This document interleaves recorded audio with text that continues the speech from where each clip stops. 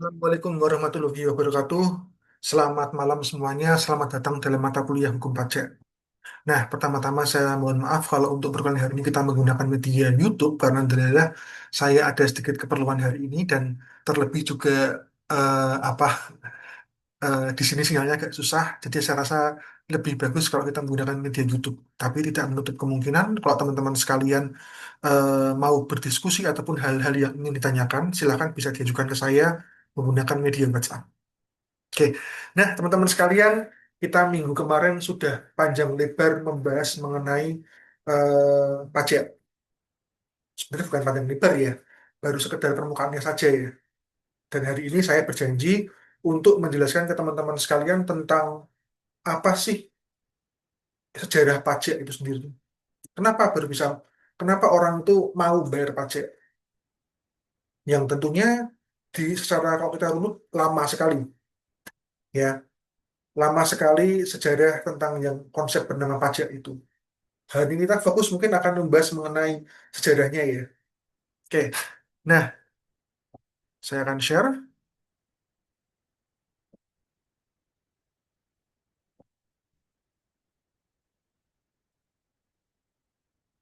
Nah,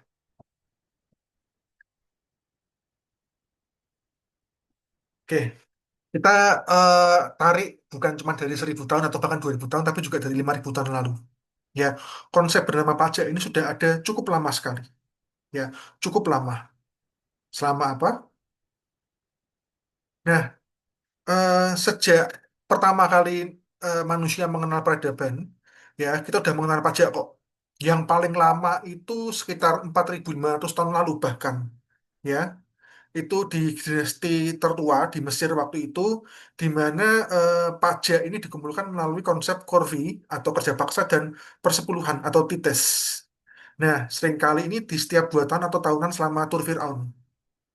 Jadi, apa bentuknya nggak cuma uang ya dulu. Pajak ini dapat berupa barang, tenaga kerja bagi yang nggak mampu, dan juga hasil panen. Dan konsep ini sudah ada 4.500 bahkan mungkin 5.000 tahun lalu. Yang pertama kali di zamannya Fir'aun, ya di Mesir kuno. Terus kemudian konsepnya kemudian berubah. Nah, di sini udah mulai ada konsep di mana pajak tadi nggak cuma digunakan untuk sebagai kayak semacam persembahan. Nah, kita sedikit bicara ya, kalau zaman dulu, di era zaman Mesir kuno itu, orang-orang mengumpulkan pajak atau bahasanya kayak upeti, diberikan kepada Fir'aun, tujuannya untuk apa? Supaya apa? Sebagai ucapan terima kasih ya, sebagai ucapan terima kasih yang diberikan kepada Fir'aun karena memang dia di zaman itu digambarkan sebagai perwujudan dari dewa mereka. Jadi ya wajar aja mereka memberikan apa namanya sesajen kepada dewa mereka, umpamanya seperti itu. Nah, itu tahun sekitar 4.500 sampai 5.000 tahun lalu. Konsep ini mengalami perubahan yang signifikan ketika tahun 4.500 sekitar 2.500 sebelum Masehi itu di era Mesopotamia ya dulunya apa sekarang Irak. Nah, di era ini pajak-pajak yang dikumpulkan ini udah mulai ada muncul konsep untuk digunakan bukan untuk kepentingan dari si apa namanya pemimpin negara, tapi untuk kepentingan rakyat. Dana-dana tadi digunakan untuk membiayai infrastruktur, ya, membangun jalan, membangun bangunan dan lain-lain yang kepentingan umum, perang bahkan ya, dan juga administrasi. Dalam hal ini mungkin untuk pembayaran apa namanya PNS seperti itu. Itu di zaman Mesopotamia. Ya, jadi di sini rakyat ini dianggap berhutang kepada pemimpin atas perlindungan dan layanan dasarnya. Itu udah mulai kelihatan ya. Nggak ada semacam imbalan yang tidak langsung. Berbeda dengan zamannya eh, apa Mesir kuno, di mana mereka sama sekali tidak mendapatkan imbalan dan bahkan Firaun itu dan ini rajanya mereka dapat menggunakan uang itu sepuas hatinya dia karena memang dia berhak mendapatkan itu. Bahkan kalau nggak dipakai untuk bangun jalan atau apapun itu, ya nggak masalah, sesukanya dia. Ini harap diingat ya, ini konsep awal dari pajak. Konsep awalnya aja sebenarnya itu adalah untuk pengumpulan dana dari masyarakat ya apa namanya yang digunakan untuk kepentingan ini kepentingan dari pemimpinnya dengan tanpa mengharapkan imbalan jasa apapun, bahkan secara tidak langsung sekalipun untuk pembangunan dan lain-lain.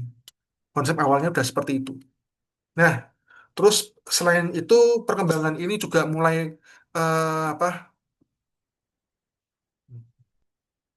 Ini di era-era ini ya, pas awal-awal kemerdekaan, apa awal-awal ini ya, kerajaan mulai muncul ya. Nah,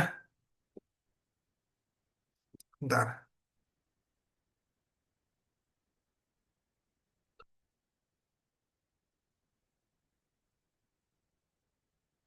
Terus sekarang kita ke zaman VOC.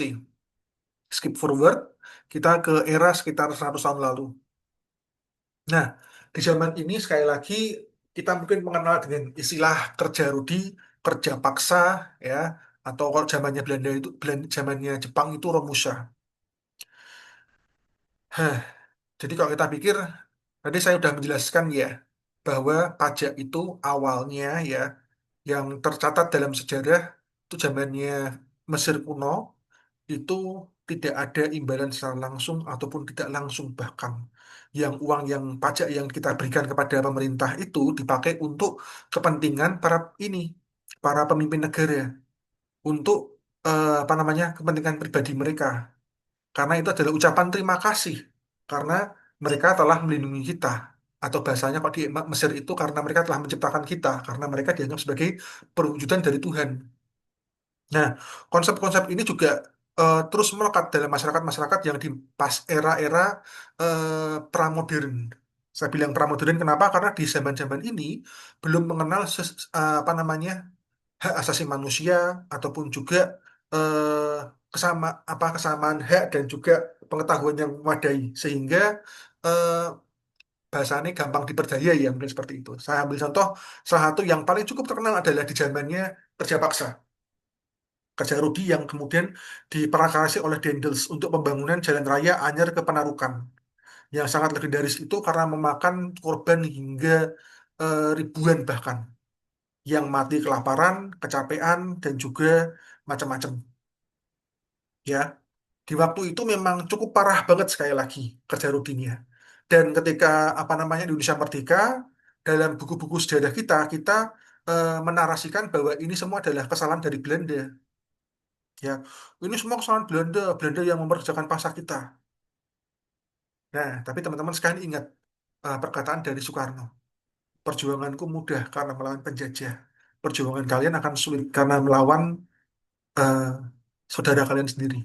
Ini terlihat dalam kenyataan dalam kasus Jalan Raya Anyar Penarukan. Ternyata Dendels ini menyediakan upah bagi pekerja, mandor, dan bahkan konsumsi. Ya, upah ini diberikan kepada prefek atau residen. Bahasanya kayak tuan takut apa tuan tanah ya seperti itu. Lalu diteruskan kepada bupati untuk kemudian diberikan pada pekerja. Nah, datanya dari pemerintah Hindia Belanda ke prefek ini dan bahkan ke bupati juga ada tercatat dengan lengkap. Tapi dari bupati ke pekerja tidak ada sama sekali.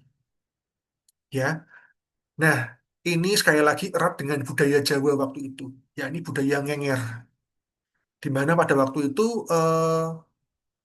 apa para apa menir ini para orang-orang yang apa bupati ini menganggap bahwa mereka berdarah biru dan masyarakat yang ada di bawah mereka itu adalah kalangan golongan rendah ya sehingga mereka bekerja untuk dia itu adalah sebuah penghormatan tersendiri seperti itu ya ini bisa kalian lihatlah dalam beberapa apa namanya dokumen-dokumen sejarah Indonesia karena memang kita adalah negara kerajaan ya yang artinya nggak dapat dipungkiri bahwa negara Indonesia itu erat dengan budaya yang sangat hierarkis di mana orang-orang yang kaya orang-orang yang golongan bangsawan menganggap diri mereka lebih tinggi daripada orang-orang yang di bawahnya mereka atau mohon maaf rakyat biasa itu zaman penjajahan dan sampai sekarang kerasa apa enggak? Silahkan kalian lihat sendiri. Ya, karena bahkan kasus ini juga sampai di zaman Orde Baru, dari Orde Lama, lompat ke Orde Baru, bahkan mungkin di apa namanya zaman sekarang pun ya, apa namanya masih kerasa efek dari budaya hierarkis ini. Ya, Ini sekali lagi tambahan juga tax income kita dalam 56 tahun terakhir. Bisa kalian lihat grafiknya naik turun dan ini grafik terendah ini kejadian tahun 96-97. Ini yang mengakibatkan apa namanya krismon ya. Dan saat ini Indonesia sedang mengalami juga, cuman turunnya nggak terlalu signifikan ya. Nah, tahun 98 itu memang kasusnya parah banget karena memang terjadi penurunan secara drastis sekali. Nah, jadi ibaratnya kalau kita bicara mengenai perekonomian, kalau retensinya tuh naik turunnya ini stabil, jadi kayak turun nggak apa-apa, tapi yang penting stabil, itu nggak masalah. Tapi kalau turunnya sedrastis ini, otomatis apa? Akan timbul chaos dalam masyarakat. Ini sekilas mengenai income kita dalam 56 tahun terakhir. Ini mohon maaf data yang saya dapatkan dari tahun 1960 sampai 2020. Untuk data yang 2020 sampai 2025 saya belum dapat. Karena itu pasca pandemi. Tapi kita bisa lihat sendiri ya, kayak gimana sih masyarakat saat ini yang terdampak dengan pandemi yang tentu cukup parah. Oke. Nah, apa saja sih pajak di Indonesia? Yang pertama, ada yang namanya PPh. Yang kedua, ada yang namanya pajak pertambahan nilai atau PPN. Yang ketiga ada pajak penjualan barang mewah, PPNBM. Terus kemudian ada lagi bea materai atau BM. Nah, terus ada lagi yang namanya pajak bumi dan bangunan, PBB, pajak daerah provinsi, pajak daerah kabupaten kota. Nah, dari beberapa pajak di sini ya, yang mungkin akan sering kita ubek-ubek adalah pajak penghasilan dan pajak pertambahan nilai. Karena terutama pajak penghasilan itu ada hitung-hitungannya yang kita mungkin akan bahas dalam pertemuan yang keempat ya, pada minggu depan. Ya, terkait dengan pajak-pajak ini, ya teman-teman sekalian, nah ini berhubungan dengan tugas teman-teman sekalian hari ini.